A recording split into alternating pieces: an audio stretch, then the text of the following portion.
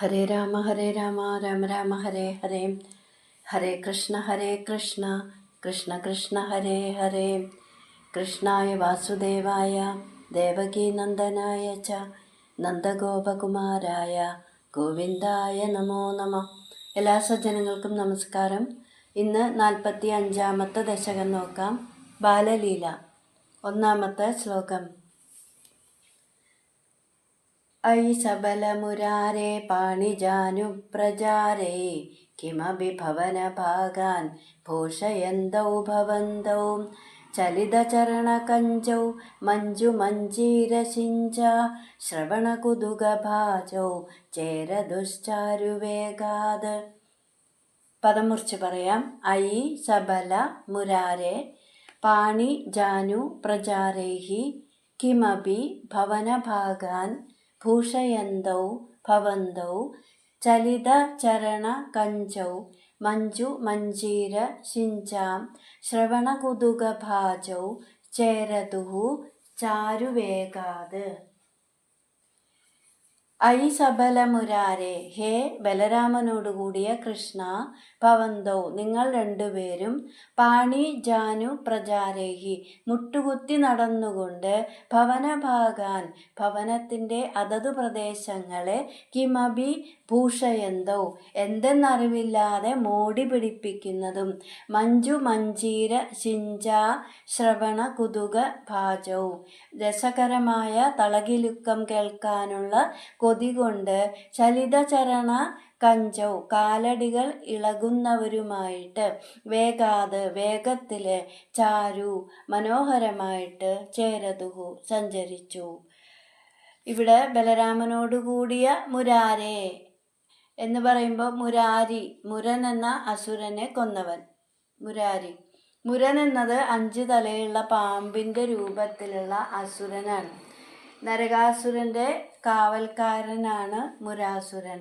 അപ്പോൾ നരകാസുരൻ എന്ന് പറയുന്നത് അഹങ്കാരമാണ്. നരകാസുരനെ വധിക്കണമെങ്കിൽ കാവൽക്കാരനായ മുരാസുരനെ വധിക്കണം. അഹങ്കാരത്തെ നശിപ്പിക്കണമെങ്കിൽ മനസ്സിനെ ജയിക്കണം. ഇവിടെ മനസ്സാണ് മുരൻ. 5 തല എന്ന് പറയുന്നത് 5 ഇന്ദ്രിയങ്ങൾ. 5 ഇന്ദ്രിയങ്ങളിലൂടെ പ്രവർത്തിക്കുന്ന മനസ്സാണ് മുരാസുരൻ. ആ മുരാസുരനെ വധിച്ച കൃഷ്ണൻ മുരാരി. ഇവിടെ മേൽപ്പത്തൂര് പറയാണ്, ബലരാമനോടുകൂടിയ കൃഷ്ണ നിങ്ങൾ രണ്ടുപേരും ഭവനഭാഗാൻ കിമപി ഭൂഷയന്തൗ ഗൃഹത്തിലെ വിവിധ ഭാഗങ്ങളെ എങ്ങനെയൊക്കെയോ മൂടി പിടിപ്പിച്ചുകൊണ്ട് എന്ന് പറയുമ്പോൾ വീടിന് അലങ്കാരമായി തീർന്നു എന്നർത്ഥം.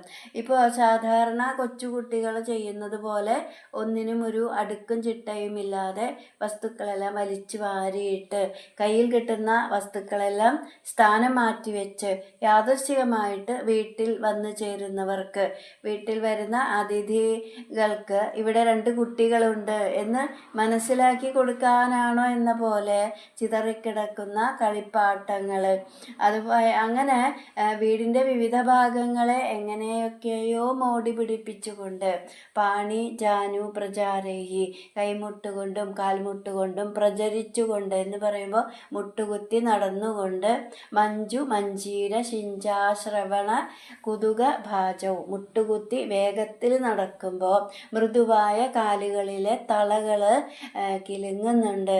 ആ കിലുക്കം കേൾക്കാനുള്ള കൗതുകത്തോടെ വീണ്ടും വീണ്ടും കാലിട്ടിളക്കുന്നവരായിട്ട് അതിമനോഹരമായിട്ട് അവരങ്ങനെ സഞ്ചരിക്കുകയാണ്. ഇനി 2ാമത്തെ ശ്ലോകം.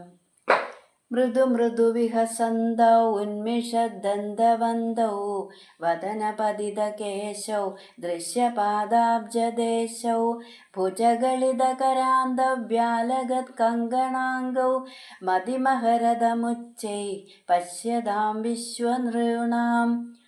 പദം മുറിച്ച് പറയാം. മൃദു മൃദു വിഹസന്തൗ ഉന്മിഷത് ദന്തവന്തൗ വദനപതിതകേശൗ ദൃശ്യപാദ അബ്ജ ദേശൗ ഭുജഗളിതകര അന്തവ്യാലഗത് കങ്കണാംഗൗ മതിം അഹരദം ഉച്ചൈഹി പശ്യതാം വിശ്വനൃണാം.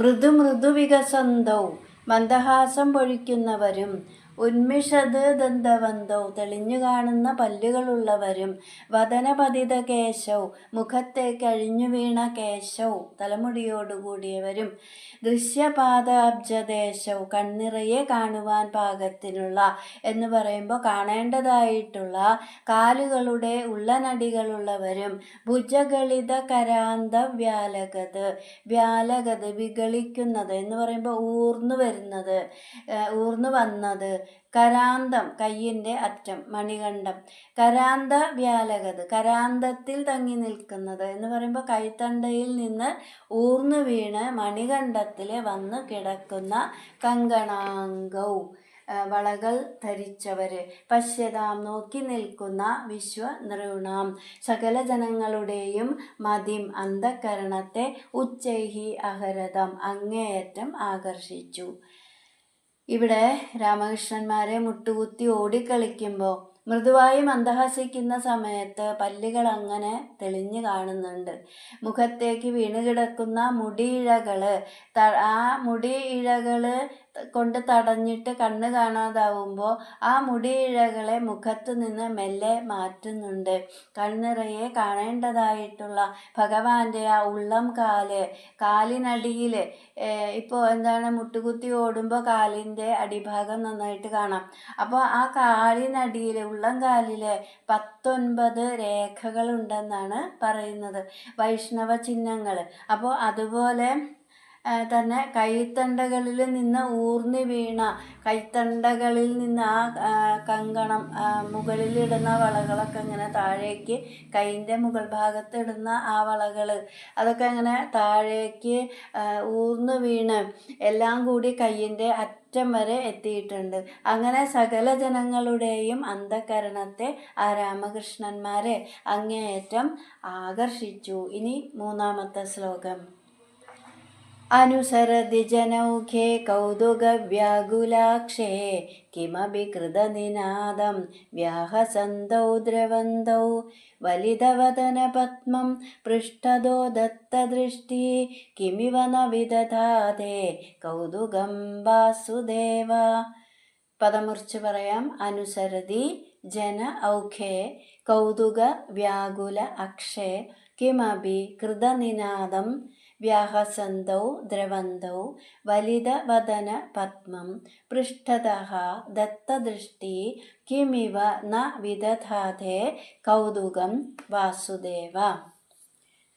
ജനൗഖേ കൗതുക വ്യാകുല അക്ഷേ അനുസരതി. ജനങ്ങൾ കൗതുകം കൊണ്ട് വ്യാകുലമായ എന്ന് പറയുമ്പോൾ കൗതുകം കൊണ്ട് പരവശരായ അക്ഷയ നോട്ടത്തോടെ, അനുസരതി പിടിക്കാൻ ചെല്ലുമ്പോൾ, കിമബി കൃതനിനാദം എന്തോ ഒരു ഒച്ചയെ ചെയ്തിട്ട് എന്ന് പറയുമ്പോൾ ഒച്ച പുറപ്പെടുവിച്ചിട്ട്, പൊട്ടിച്ചിരിച്ചുകൊണ്ട്, ദ്രവന്തവും കുതിച്ചോടുന്നവരും, വലിത വദന പത്മം മുഖം വെട്ടിത്തിരിച്ച്, പൃഷ്ഠത പിന്നിലേക്ക്, ദത്തദൃഷ്ടി ഉറ്റുനോക്കുന്നവരുമായ വാസുദേവ ഗുരുവായൂരപ്പ, കിമിവ കൗതുകം ന വിദധാതെ എന്തൊരു കൗതുകത്തെ ഉളവാക്കിയില്ല എന്ന് പറയുമ്പോൾ ആ ഗോപിഗോപന്മാര് കണ്ണനെ കണ്ടിട്ടും മതി വരാതെ കൊതിയൂറുന്ന നോട്ടത്തോടെ എല്ലാവരും മാറി മാറി രാമകൃഷ്ണന്മാരെ പിടിക്കാൻ ചെല്ലുമ്പോൾ എന്തെങ്കിലുമൊക്കെ ഒച്ച പുറപ്പെടുവിച്ചിട്ട് പൊട്ടിച്ചിരിച്ചുകൊണ്ട് കുതിച്ചു പായുന്നതാണ്. മുട്ടുകുത്തിയുള്ള ആ ഓട്ടപ്പാച്ചിലാണ്. ആ ഓട്ടത്തിനിടയ്ക്ക് പിന്നിലേക്ക് മുഖം തിരിച്ച് ആരെങ്കിലും പിന്നാലെ വരുന്നുണ്ടോ എന്ന് ഉറ്റുനോക്കും. ഇവിടെ മേൽപ്പത്തൂര് പറയുന്നു, ഭഗവാനെ വാസുദേവ, ഇങ്ങനെ കാണികൾക്ക് കൗതുകമുണ്ടാക്കുന്ന എന്തൊക്കെ കുസൃതികളാണ് രണ്ടുപേരും കൂടി ഇനി ചെയ്യാനുള്ളത് എന്ന് പറയുമ്പോൾ എന്താ പറയുക, എടുത്തിങ്ങനെ ഒന്നൊന്നായിട്ട് പറയാൻ പറ്റുന്ന കുസൃതികളല്ല അവിടെ ചെയ്തുകൊണ്ടിരിക്കുന്നത്. അങ്ങനെ അതിനൊക്കെ അപ്പുറത്തെ കാഴ്ചകളാണ് രാമകൃഷ്ണന്മാരെ അവിടെ കാണിച്ചു കൊണ്ടിരുന്നത്. ഇനി 4-ാമത്തെ ശ്ലോകം. ദ്രുതഗതിഷു പതന്തൗ ഉത്ഥിതൗ ലിപ്തപങ്കൗ ദിവി മുനിഭിരഭംഗൈ സസ്മിതം വന്ദ്യമാനൗ ദ്രുതമഥ ജനനീഭ്യാം സാനുകമ്പം ഗൃഹീതൗ മുഹുരഭിപരിരബ്ധൗ ദ്രാഗ്യുവാം ചുംബിതൗ ച. പദമുറിച്ച് പറയാം. ദ്രുതഗതിഷു പതന്തൗ ഉത്ഥിതൗ ലിപ്തപങ്കൗ ദിവി മുനിഭിഃ അപങ്കൈഃ സസ്മിതം വന്ദ്യമാനൗ ദ്രുതം അഥ ജനനീഭ്യാം സാനുകമ്പം ഗൃഹീതൗ മുഹുഃ അഭി പരിരബ്ധൗ ദ്രാഗ് യുവാം ചുംബിതൗ ച. ദ്രുതഗതിഷു അങ്ങനെ കുതിച്ചു പായുമ്പോൾ പതന്തോ ഉത്ഥിതൗ തടഞ്ഞു വീഴുന്നവരും ഉത്ഥിതൗ പെട്ടെന്ന് തന്നെ തട്ടിപ്പിടഞ്ഞ് എഴുന്നേൽക്കുന്നവരും ലിപ്തപങ്കൗ ദേഹത്തൊക്കെ അഴുക്ക് പുരണ്ടവരും ദിവി അഭംഗൈഹി മുനിഭിഹി ആകാശത്തിലെ അഴുക്കേൽക്കാത്ത മഹർഷിമാരെ സസ്മിതം വന്ദ്യമാനോ യുവാം പുഞ്ചിരിയോടെ വന്ദിക്കുന്നവരുമായ യുവാം നിങ്ങൾ രണ്ടുപേരും അധ ദ്രുതം പിന്നീട് പെട്ടെന്ന് ജനനീഭ്യാം സാനുകമ്പം ഗൃഹീതൗ അമ്മമാര് അപ്പോഴേക്കും ഓടിയെത്തി അനുകമ്പയോടെ വാരിയെടുത്ത് ദ്രാഗ് എടുത്ത വഴിക്ക് പരിരബ്ധൗ ചേർത്ത് പിടിച്ച് പുൽകിയിട്ട് മുഹുഹു അഭി വീണ്ടും വീണ്ടും ചുംബിതൗ ച ചുംബിക്കുകയും ചെയ്തു. ഈ ദശകത്തിൽ ചുംബിതൗ ഭവന്തൗ വന്ദ്യമാനൗ ഇത് ദ്വിവചന പ്രയോഗങ്ങളാണ്. ഇവിടെ രണ്ടുപേരെ കുറിച്ചാണ് പറയണത്, രാമനും കൃഷ്ണനും. അപ്പോൾ സംസ്കൃതത്തിൽ 3 വചനങ്ങളാണ്, ഏകവചനം, ദ്വിവചനം, ബഹുവചനം. അതിൽ ദ്വിവചനം എന്ന് പറയുമ്പോൾ 2 പേരാണ്, ബാലഹ ബാലൗ ബാലാഹ. ബാലഹ ഏകവചനം, ബാലൗ ദ്വിവചനം, ബാലാഹ ബഹുവചനം. അതിൽ ബാലൗ എന്ന് പറയുമ്പോൾ 2 കുട്ടികൾ എന്നാണ് അർത്ഥം. അപ്പോൾ ഇവിടെ രാമകൃഷ്ണന്മാർ എന്ന് പറയുമ്പോൾ 2 പേരാണ്, 2 പേരെ കുറിച്ചാണ് ഇവിടെ പറയണത്. അപ്പോൾ ഈ ശ്ലോകത്തിൽ കുട്ടികൾ മുട്ടുകുത്തി കുതിച്ചു പായുന്ന സമയത്ത് ഇടയ്ക്ക് താഴെ തടഞ്ഞു വീഴുന്നുണ്ട്, പെട്ടെന്ന് തന്നെ തട്ടിപ്പിടഞ്ഞ് എഴുന്നേൽക്കുന്നുണ്ട്, മേലൊക്കെ അഴുക്ക് പുരണ്ടിട്ടുണ്ട്. അങ്ങനെയുള്ള ആ രാമകൃഷ്ണന്മാരെ യാതൊരു തരത്തിലുള്ള മാലിന്യവും ഏൽക്കാത്ത ആകാശത്തിലൂടെ സഞ്ചരിക്കുന്ന മഹർഷിമാരെ പുഞ്ചിരിയോടെ വന്ദിക്കുന്നുണ്ട്. അപ്പോഴേക്കും അമ്മമാർ ഓടി വന്ന് വാരിയെടുത്ത് 2 പേരെയും തഴുകി തലോടി ഉമ്മ വയ്ക്കുകയാണ്.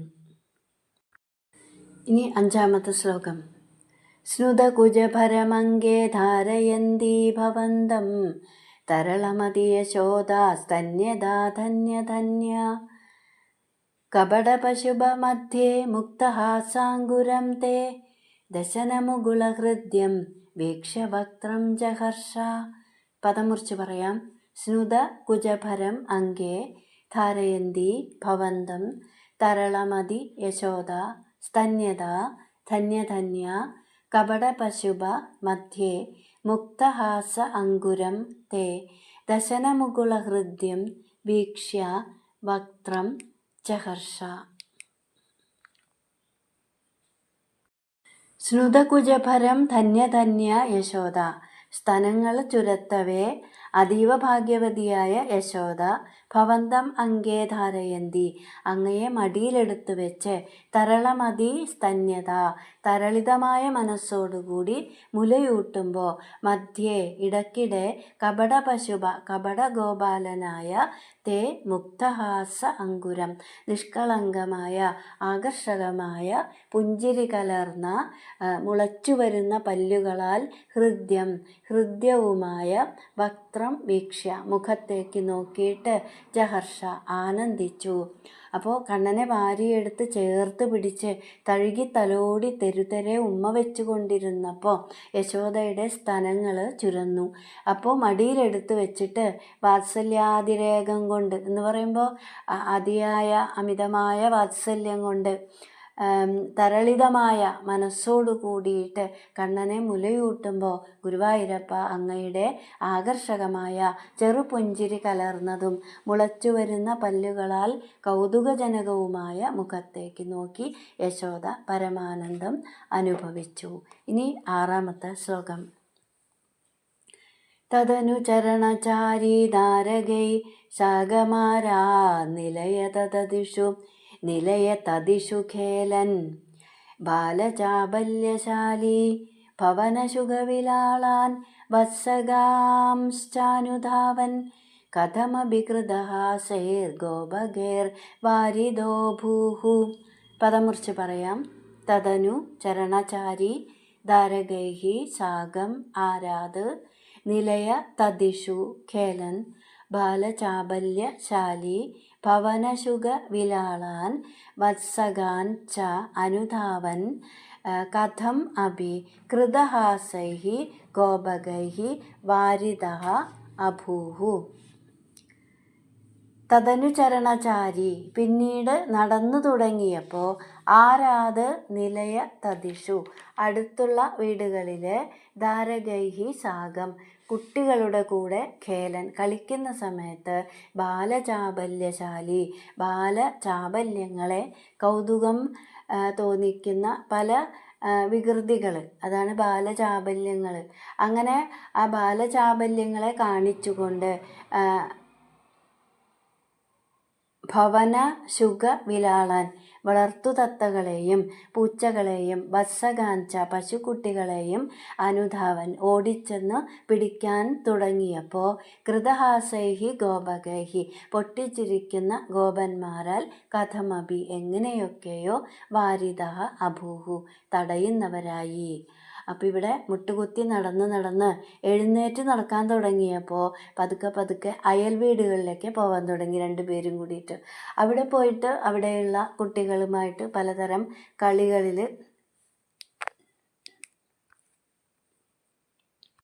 കളികളിലൊക്കെ ഏർപ്പെടുന്ന സമയത്ത് രണ്ടുപേരും വിവിധ തരത്തിലുള്ള വികൃതികൾ കാണുന്നവർക്ക് കൗതുകമുണ്ടാക്കുന്ന തരത്തിലുള്ള പല വികൃതികളും കാണിക്കാൻ തുടങ്ങി. അപ്പോൾ വീട്ടിൽ വളർത്തുന്ന തത്തകളുടെ പിന്നാലെ അവയെ പിടിക്കാനായിട്ട് ഓടിച്ചെല്ലും. അതിനിടയ്ക്ക് പൂച്ചകളെ കാണുമ്പോൾ ആ തത്തകളെയൊക്കെ വിട്ട് കളഞ്ഞിട്ട് പൂച്ചകളുടെ പിന്നാലെ ഓടും. ഇനിയിപ്പോൾ പശുക്കുട്ടികളെ കാണുമ്പോൾ പശുക്കുട്ടികളുടെ വാലിൽ പിടിച്ച് അവയുടെ പിന്നാലെ ഓടും. അങ്ങനെ ഈ പ്രപഞ്ചത്തിൽ ആദ്യമായി കാണുന്ന ഓരോ വസ്തുക്കളും കൊച്ചുകുട്ടികൾക്ക് അത്ഭുതവും ആനന്ദം ഉളവാക്കുന്നതുമാണ്. അപ്പോൾ അതുപോലെ കുട്ടികളുടെ ഈ കുസൃതി കണ്ടിട്ട് പൊട്ടിച്ചിരിക്കുന്ന ഗോപന്മാർ ഇടയ്ക്കൊക്കെ അവരെ അതിൽ നിന്ന് തടയുന്നുമുണ്ട്. ഇനി 7ാമത്തെ ശ്ലോകം. ഹലധരസഹിതസ്ത്വം യത്രോഭയാദോ വിവശപതിതനേത്രാസ്തത്രൈവ ഗോപ്യ വിഗളിതഗൃഹകൃത്യ വിസ്മൃതാപത്യഭൃത്യ മുരഹരമുഹുരത്യന്താകുല നിത്യമാസൻ. പദമുറിച്ച് പറയാം. ഹലധരസഹിതഃ ത്വം യത്ര ഉഭയാതഃ വിവശപതിതനേത്രാः തത്ര ഏവ ഗോപ്യഃ വിഗളിതഗൃഹകൃത്യ വിസ്മൃത അപത്യഭൃത്യ മുരഹര മുഹുഃ അത്യന്ത ആകുല നിത്യം ആസൻ. മുരഹര ത്വം അല്ലയോ മുരാരെ ഭഗവാനെ, ത്വം ഹലധര സഹിതഃ ബലരാമനോട് കൂടിയിട്ട് എത്രയെത്ര ഉഭയാതഃ എവിടെയൊക്കെ പോകുന്നുവോ തത്ര അവിടെയൊക്കെ തന്നെ വിവശപതിതനേത്രാः പാരവശ്യത്തോടെ നോക്കുന്ന ഗോപ്യഃ ഗോപികമാരെ ഗൃഹകൃത്യാः വിഗളിത ഗൃഹജോലികളിൽ ശ്രദ്ധിക്കാതെ അപത്യഭൃത്യാः വിസ്മൃതാः മക്കളെയും ഭൃത്യജനങ്ങളെയും മറന്നിട്ട് നിത്യം മുഹുഹു ദിവസവും വീണ്ടും അത്യന്ത ആകുലാഹ ആസൻ അത്യന്തം ആകുലരായി തീർന്നു.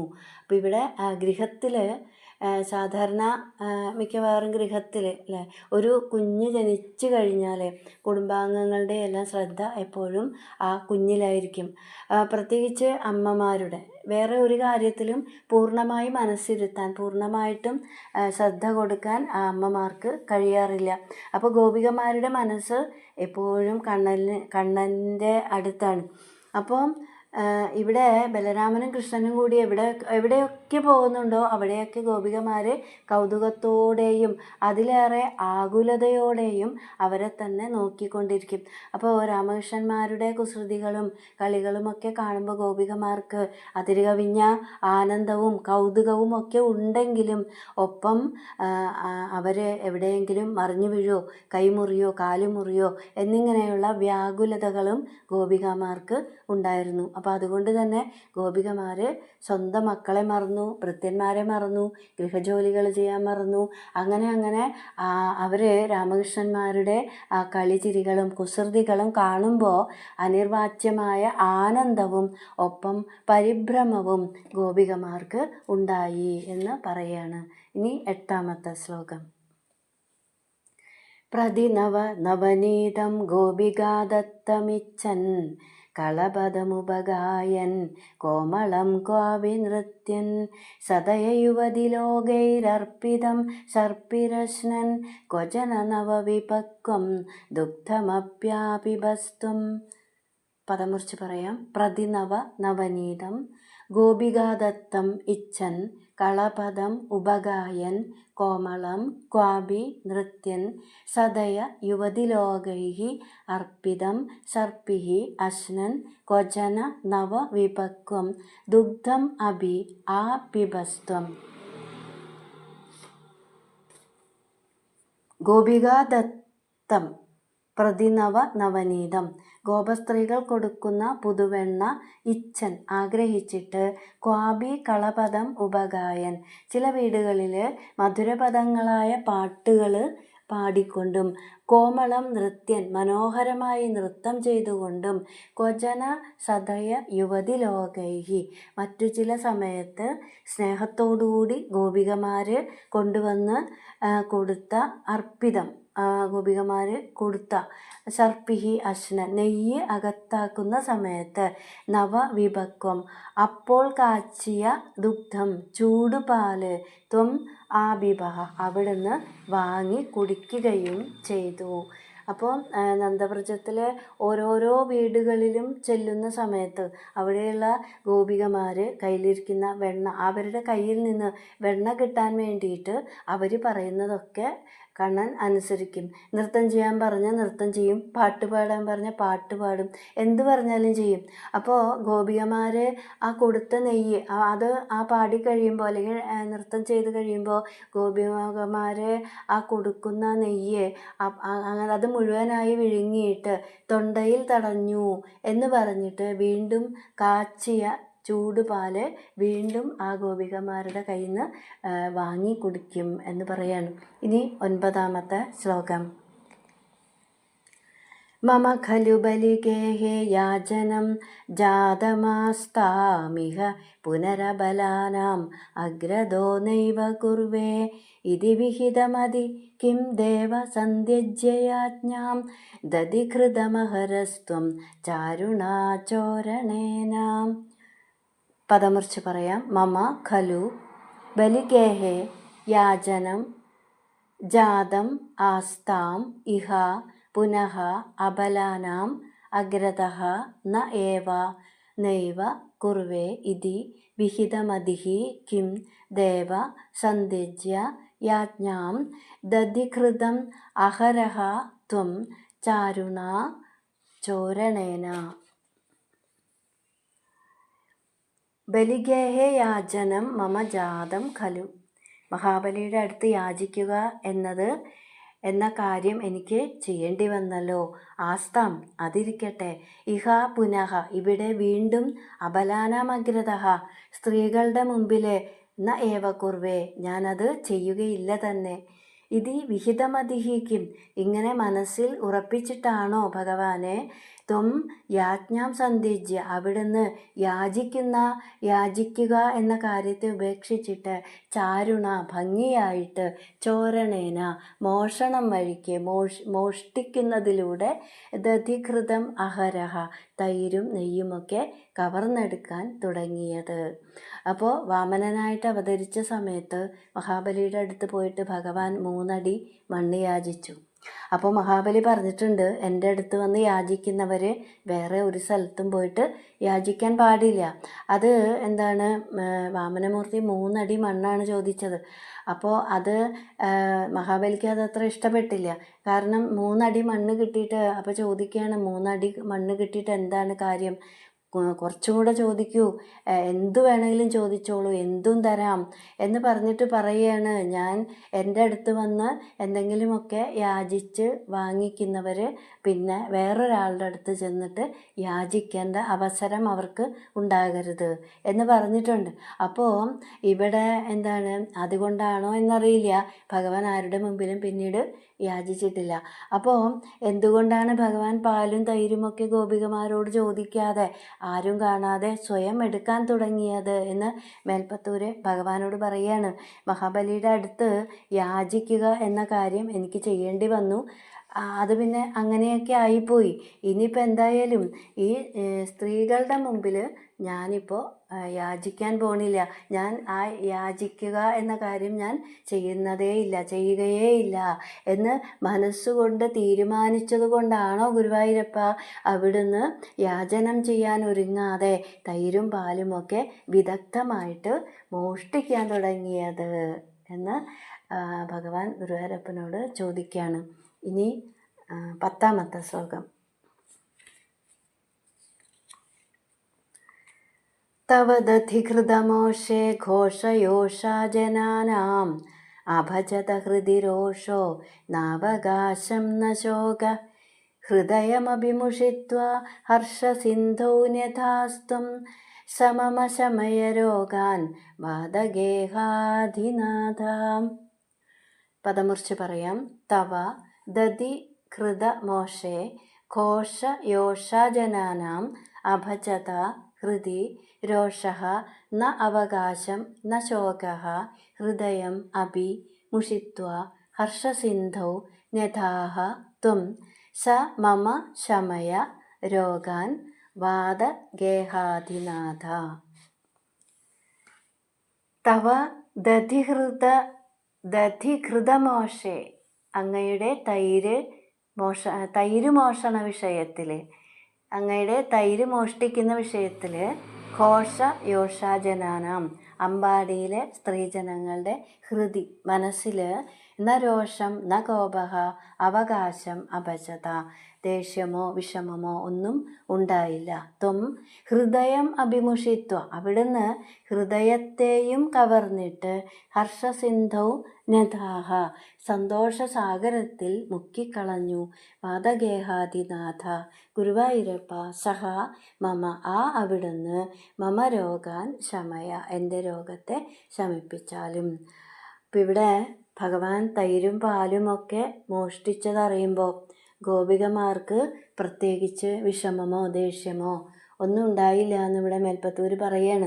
പാലും തൈരുമൊക്കെ ചോദിക്കാതെ തന്നെ എടുത്ത് കഴിക്കുന്നത് കാണുമ്പോൾ ഗോപികൾ അത്യധികം സന്തോഷിക്കുകയാണ്. അപ്പോൾ കണ്ണനെക്കുറിച്ച് യശോദയോട് ആ ഗോപികമാർ പരാതിയും പരിഭവവും ഒക്കെ പറയുന്നുണ്ടെങ്കിലും അവരുടെ ഉള്ളിൽ ആ പരമാനന്ദം അനുഭവിക്കുകയാണ്. കണ്ണൻ അതൊക്കെ എടുത്തുകൊണ്ട് പോകുമ്പോൾ അതറിയുമ്പോൾ അവരുടെ ഉള്ളിൽ പരമമായ ഒരു ആനന്ദം ഉണ്ടാവുകയാണ്. അപ്പോൾ ഇതുപോലെ ഇപ്പോൾ എപ്പോഴെങ്കിലും എന്തെങ്കിലുമൊക്കെ ഭഗവാന് സമർപ്പിക്കാതെ മറച്ചു വെച്ചാൽ അത് നിമിത്തം എന്തെങ്കിലുമൊക്കെ ആപത്ത് അപ്പോൾ തന്നെ ഉണ്ടാകുന്നതാണ്. ഭഗവാൻ കനിഞ്ഞനുഗ്രഹിച്ച് തരുന്നത് എന്തൊക്കെയാണോ അതെല്ലാം എൻ്റെ കഴിവ് എന്ന് അഹങ്കരിച്ചാൽ ഭഗവാൻ അത് അങ്ങനെ തന്നെ തിരിച്ചെടുക്കും. മേലിൽ ആ വിധം ചെയ്യാനുള്ള വാസനയെ ഇല്ലാതാക്കും എന്ന് പറയുമ്പോൾ ഇനി മേലിൽ അങ്ങനെയൊന്നും ചെയ്യാതിരിക്കാൻ വേണ്ടിയിട്ടാണ് അങ്ങനെ ചെയ്യുന്നത്. അപ്പോൾ ഇത് ഭഗവത് കാരുണ്യത്തിൻ്റെ ലക്ഷണമാണ്. അപ്പോൾ ഗോപികമാർ ഭഗവാൻ കാണാതിരിക്കാൻ എന്ന ഭാവത്തിലാണ് സൂക്ഷിച്ചു വെച്ചിരിക്കുന്ന വെണ്ണ, പാല്, അതൊക്കെയാണ് കണ്ണൻ കട്ടെടുത്ത് കഴിക്കണത്. അപ്പോൾ വാസ്തവത്തിൽ കണ്ണന് വേണ്ടി തന്നെയാണ് അവരത് സൂക്ഷിച്ച് വെച്ചിരിക്കണത്. അത് ഭഗവാനും നല്ലതുപോലെ അറിയാം. ഇപ്പോൾ ഭഗവാൻ അറിയാത്തതായിട്ട് എന്താ ഉള്ളല്ലേ? എഴുത്തച്ഛൻ പറയുന്നത് പോലെ മന്നിങ്കൽ വന്നിഹ പിറന്നന്നു തൊട്ടു പുനരെന്തൊന്നു വാങ്മനസകായങ്ങൾ ചെയ്തതും എന്തിന്നു മേലിലതുമെല്ലാം നിനക്കു ഹൃദി സന്തോഷമായി വരിക നാരായണായ നമ. അപ്പോൾ ഭഗവാൻ തൈരും പാലുമൊക്കെ കവർന്നെടുക്കുമ്പോൾ ഗോപികമാരുടെ മനസ്സിൽ ദുഃഖമോ ദേഷ്യമോ ഒന്നും ഉണ്ടായില്ല എന്ന് പറഞ്ഞിട്ട് മേൽപ്പത്തൂർ പറയാണ്, എങ്ങനെ ഉണ്ടാവാനാണ് ഭഗവാനെ? ത്വം ഹൃദയമഭിമുഷിത്വ. ഗുരുവായൂരപ്പ, അങ്ങ് തൈര് പാല് എന്നിവയോടൊപ്പം അവരുടെ ഹൃദയം കൂടി കവർന്നെടുക്കുകയാണല്ലോ. പിന്നെ എങ്ങനെയാണ് അവർക്ക് ദേഷ്യമോ അല്ലെങ്കിൽ എന്തൊക്കെ ഉണ്ടാവുക? അവരുടെ മനസ്സും ഹൃദയമൊക്കെ ഭഗവാൻ അങ്ങോട്ട് ഈ പാലിൻ്റെയും തൈരിൻ്റെയും കൂടെ അതുകൂടെ കവർന്നെടുക്കുകയല്ലേ ഭഗവാനെന്ന് മേൽപ്പത്തൂർ ഗുരുവായൂരപ്പനോട് ചോദിക്കുകയാണ്. അപ്പോൾ അങ്ങനെയൊക്കെയുള്ള ഗുരുവായൂരപ്പ, അവിടുന്ന് എൻ്റെ രോഗത്തെ ഇല്ലാതാക്കണേ എന്ന പ്രാർത്ഥനയോടുകൂടി 45-ാമത്തെ ദശകം ഭഗവാന് സമർപ്പിക്കുന്നു. ഹരേ കൃഷ്ണ.